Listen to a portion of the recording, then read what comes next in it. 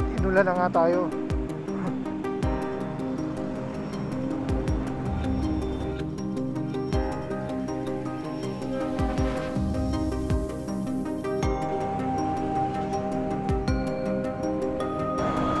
East Service Road, southbound. Nandito ka traffic. Nandito na tayo sa Biñan, Laguna. 1:26, so mga 2 hours na tayong bumabiyahe.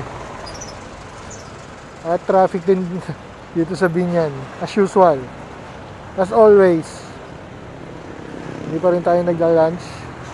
Doon na tayo mag-lunch ang parting, sana umabot yung ano ko, sana kayanin ko pa hanggang parting Quezon. Doon na tayo kumain ng lunch. Dito kasi masyadong mainit. Baka dun sa medyo bandang Quezon, medyo mahangin na, malamig-lamig ang hangin kasi nga may bagyo naman dun eh. Malapit ang bagyo sa Quezon. So, maya uli. Traffic lang naman ang makikita nyo dito. Ano ba to? Stop. Tapos nasa right side, go lang ng go. Ano ka? Sabi, naka-stop sila mga banta. Ano ba? Pag dumiradyo ba ako, hulihin ako? What? Labo!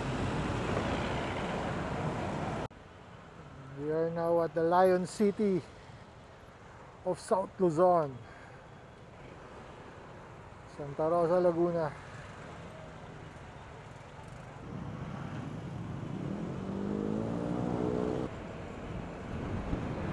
I think it will rain again.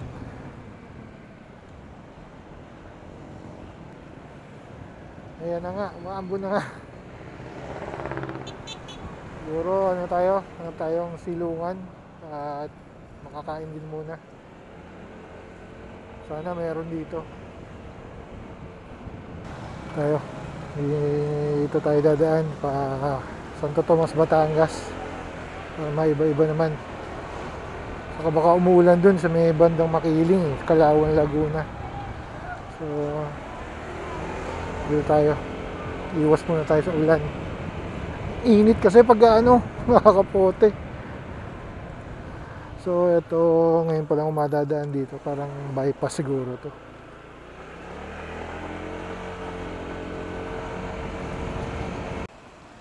Santo Tomas. Buti tapos na rin umulan dito.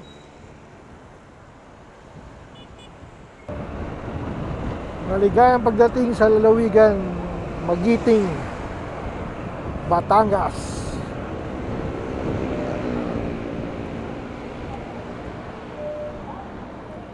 It's 2:32. Meron pa tayong 2.5 hours na biyahe.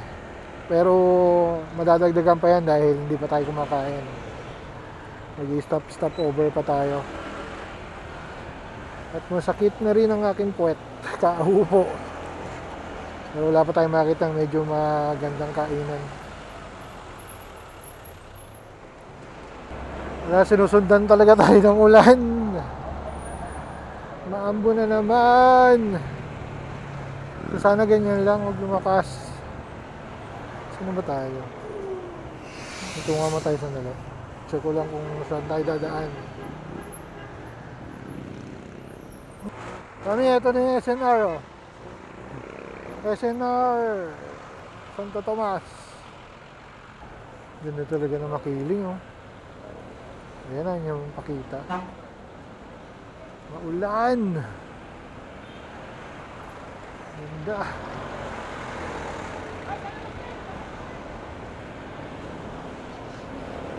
Mga yata, siguro mga 2 beses ko naakyat yan dati.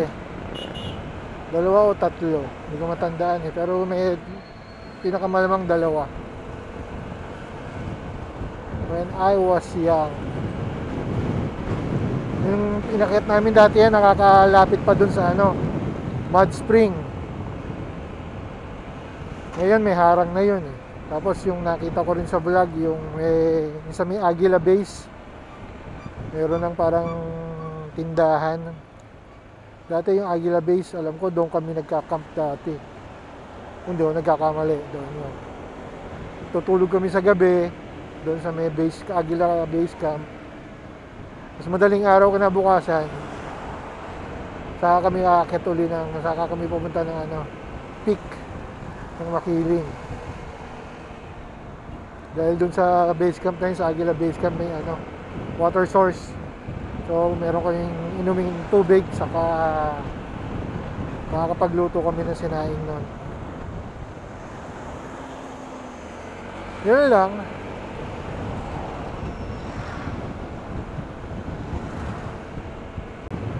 Dahil itong dinadaanan natin, parang backdoor ba? Sa loob tayo dumaan, pero maluwag eh. Konti lang dumadaan, hindi tayo nag-highway. Lamig. Lamig dito, umaambon pa. Pero nagugutom na talaga ako. Kaya nung nalagpasan ko yung mga kainan, mga lomi. Dito wala na. Meron pa tayong 2 hours eh, bago makarating dun sa mapupuntahan natin. Malamig.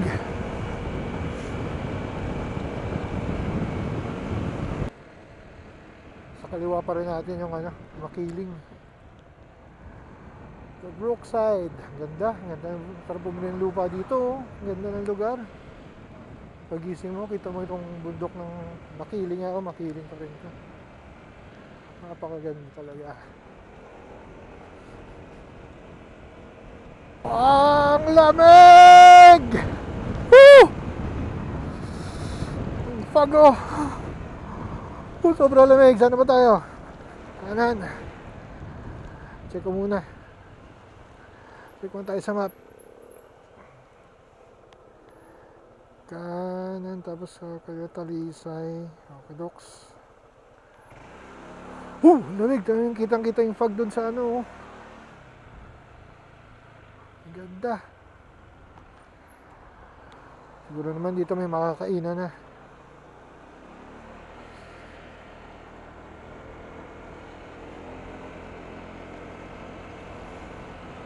Tayo sa Lumbang,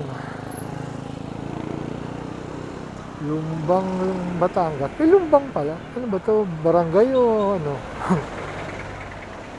Lumbang, Lomi House Eatery. Pahinga muna tayo dito sa 7-Eleven. Tuman tayo.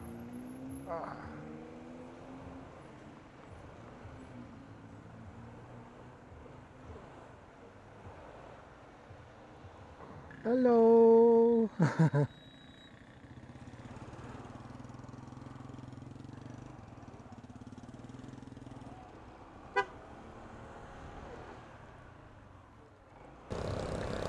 Kaya pala ang lamig eh.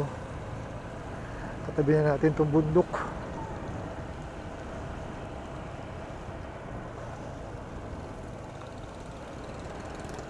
Natabas din yung bundok dito.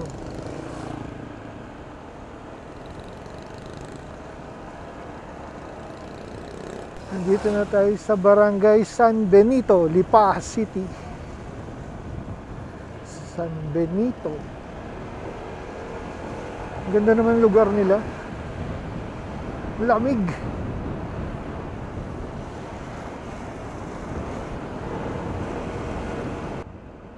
Siguro yan Hindi ko alam kung nadaanan ko na to o ngayon pa lang. Parang ngayon ko pa lang nadaanan to, bagong bypass. Bypass nga ba to? Hindi ko alam. Basta ganda, lapad. Tapos nakadiretso, tanong mo yung mga kabundukan. Hindi ko lang alam kung anong bundok tong haba eh. Baka Banahaw to. Baka. Yun na lang naman ang bundok sa pagitan ng na malaki kasi may Cristobal pa. Hindi ko lang alam kung yan pagitan ng Batangas at Quezon. Dahil yung Makiling na lagpasan na natin. Ganda ng kalsada.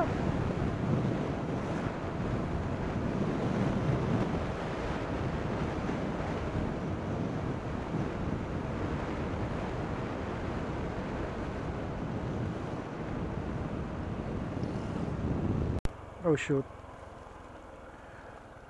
How the Carabao. May pagsubok pa dito, pambihira. Madulas.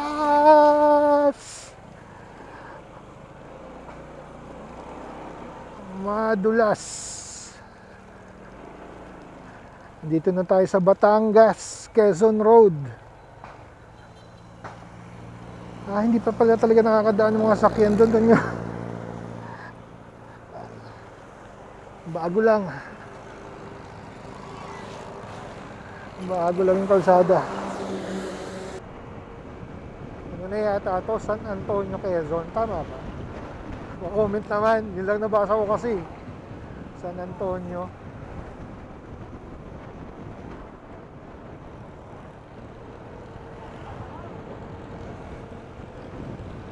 Ayun yung Banahaw. Sa dulo.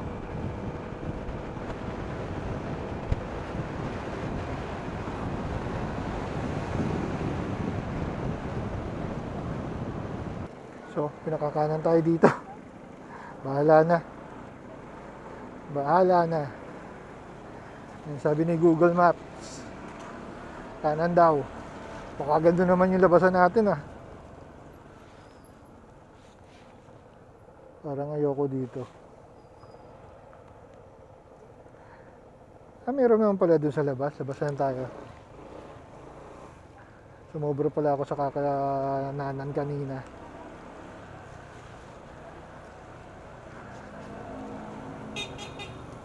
Kaliwa tayo, kaliwa.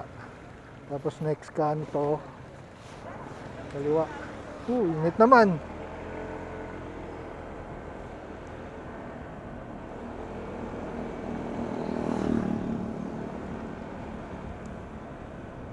Ito.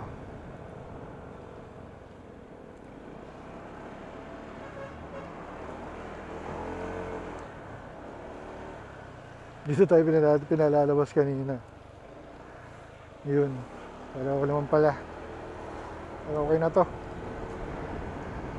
Adventure talaga tong ginawa kong to. Ayan Rough roads. Back road na rough road. Sana kapraso lang. Kasi kung ganito to, nako, gagabihin tayo. Palubog na yung araw, meron pa tayong 1 hour mahigit para makarating doon. Hindi pa tayo nagtatanghalian. So kailangan pa natin huminto para sumubo kahit konti. Dahil kung magluluto pa ako, tagal.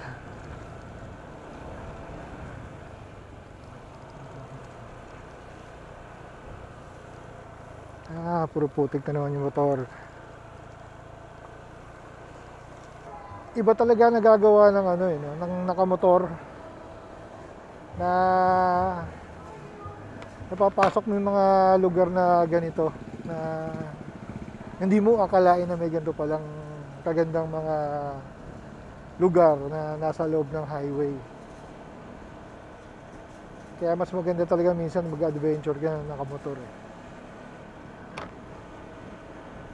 Sarap, kung hindi ako nagmamadali, marami ko nahintuan Kaso problema nga yung gagabihin, madilim.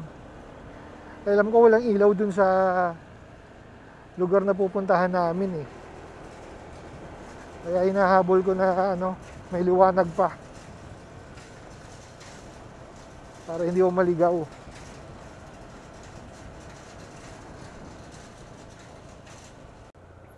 Diba? Itong real adventure. Tama, may mga tulay na maliliit na daan ng maliit na ilog.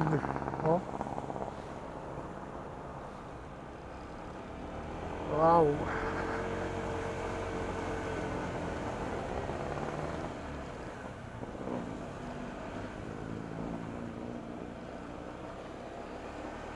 Ito na tayo sa Barangay Maugat East. Hindi ko lang alam kung anong ano to. Ano municipality na, kung nasa na tayo. Walang nakalagay sa mapa eh, nasa looban tayo eh. Kahit sa Google Map walang nakalagay.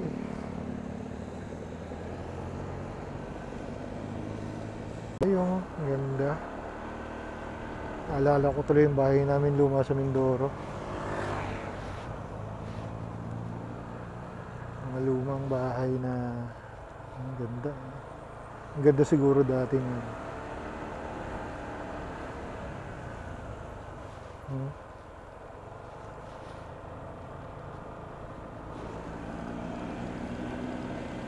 Nasa ano pala tayo? Padre Garcia. May nabasa na ako dun sa may school.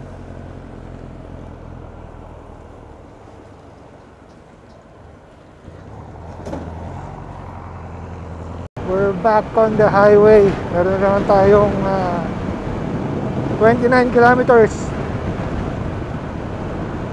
hanggang dun sa pupuntahan natin. So mga isang oras pa.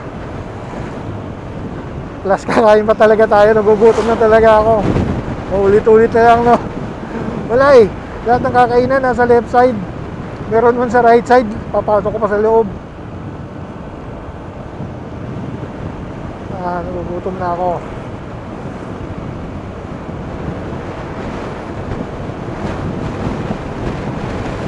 Saan tayo? San Juan na yata to. Laia San Juan Road. Konti na lang. Pwede na tayong kumain kasi malapit-lapit na. 30 minutes, 40 minutes pa pala. Siguro mga 20 minutes na biyahe.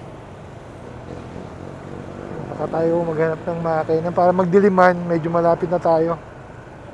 Ako pala. Bagay, kung nanonood ka pa rin, kasama ka.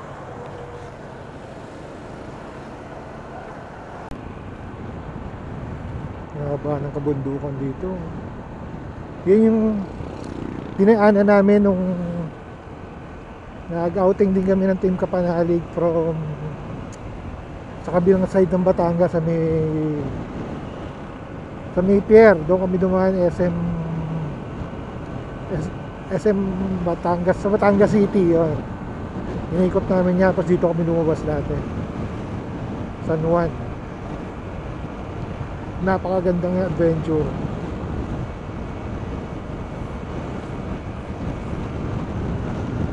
Daan tayo dito sa municipal tourism para kahit pa paano makapag donate ba tayo sa ano, sa kanilang turismo na fund. 20 pesos lang naman to eh, ecological fee. Ano ba naman yan, di ba?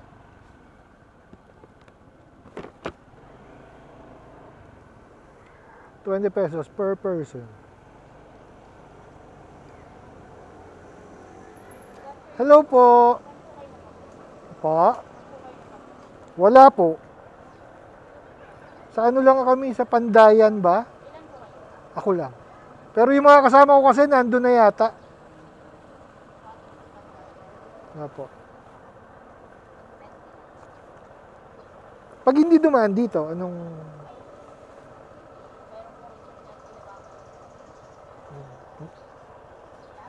Salamat din po, ma'am. Opo. Malapit na po ba yan? Malayo pa po. Mami, bukod kay Oliver Goto, saan may goto na masarap pa dito na madadaanan?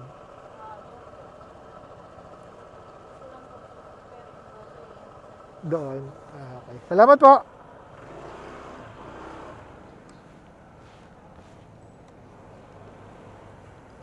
Yun ang pinakamahirap maging tourism officer. Pag may ganun tanong na hindi mo alam yung sasagot. Bagay, hindi naman siya, sure siya eh. So siguro talaga wala siyang idea. Yun lang, hanap na lang tayo.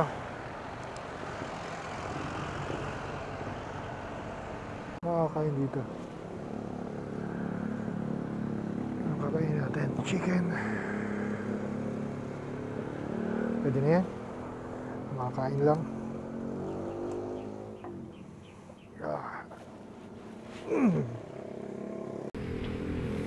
Nakakain na tayo. It's 5:49. So 15 minutes pa yung babiyahin natin. So, busog na. Hindi ko na ubos ng 2-piece chicken. Saka ano siya, pwede na. Masarap naman. Kung dadaan kayo dito sa San Juan, Batangas. Ito. Daanan nyo to. Sa may Kota Calwarga.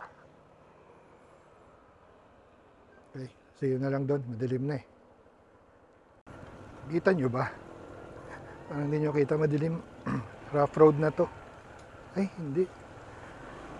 Bungad ng pala rough road. Pero alam ko may maladaanan ditong rough road eh. Dito tumatawag sila. Nawala. Hello? Oh! Hindi na! Nandito, pumasok na ako sa loob. Nakakaliwa na ako dito sa may kalsadang maliit. Mahina ang signal. Nakakatakot naman dito. Nasaan na ba tayo? Sitio Silangan. Ang dilim. Sana tama itong mapa. Meron pa tayong 3 kilometers.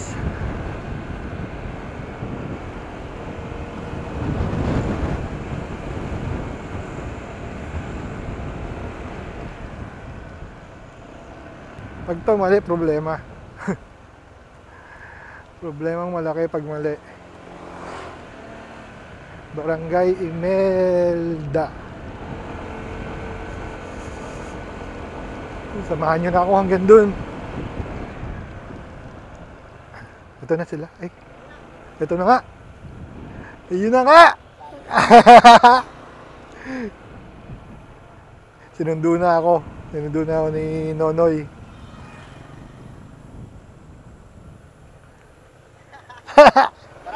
Yeah. Yan na. So, kita-kits na lang doon. Huwag nyo na ako samahan kasi may kasama na ako. Later. Lakas ng hangin! Woo! Wala. Kumain pa kasi. Hindi pa na nangalian eh. Kanina ka pa namin hinihintay. Sabi ko hindi mo makikita yung dagat. Bukas mo na makikita. Bukas na. Eh, di pa ako kumakain kasi. Kala ko tumagi ka na. Kala ko sasabihin mo eh. Tumawag kanina. Sabi niya nato na daw siya papasok na. Nagtaka ko sa tagal. Hindi pa lang kumakain pa. So yun nga, nakarating na ako dito sa ano to? Anong pangalan na ito? Pandayan? Pandayan. Quadratic de Pandayan. Napanood nyo na to sa mga vlog nila noong nakaraan kung naka-subscribe kayo sa kanila. Galing na sila rito. Ako first time, so bukas ko na lang papakita sa inyo yung lugar. Lakas kasi ng hangin, parang ano, yung amihan, ang lakas sa kayo, di ba may bagyo sa Quezon? Hindi ko lang alam kung naririnig nyo ako, lakas ng hangin. May bagyo kasi sa Quezon, malapit na to sa Quezon, di ba? So yung hangin, maganda talaga, saka madaming ano ngayon, basura sa gilid dahil nga yung hangin punta rito. Tapos may mga bayan pa doon, so yung basura doon dinadala rito.